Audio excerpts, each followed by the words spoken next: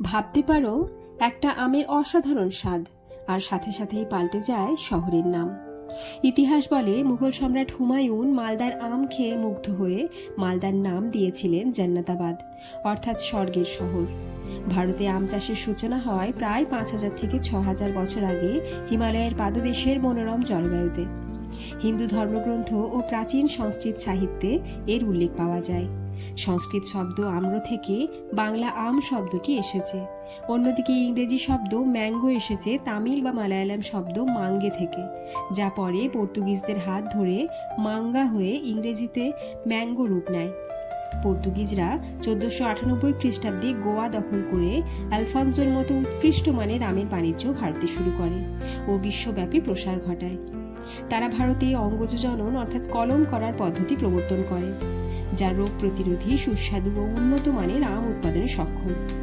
কথিত আছে ব্রাজিল থেকে ফেরা এক পর্তুগিজ জাহাজ ব্রাজিলিয়ান আমের জাত নিয়ে এসেছিল, যা পরে ভারতের স্থানীয় আম গাছের সাথে সংকরায়িত করা হয়।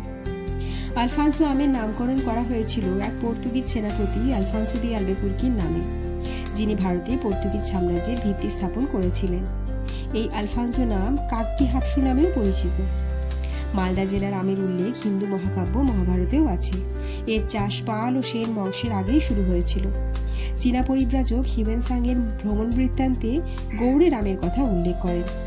ধর্মপালের খালিমপুর তাম্রলিপ্ত থেকে জানা যায় বরেন্দ্র অঞ্চলে আম, জাম, তাল, নানা জাতের লেবুর বাগান ছিল।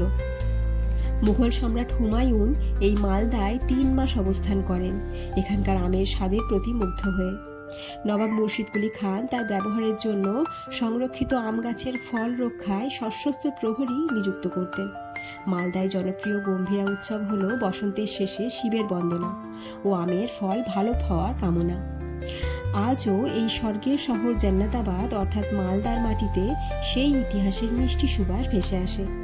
যদি গল্পটি ভালো লাগে তাহলে চ্যানেলটি অবশ্যই লাইক, শেয়ার অ্যান্ড সাবস্ক্রাইব করুন।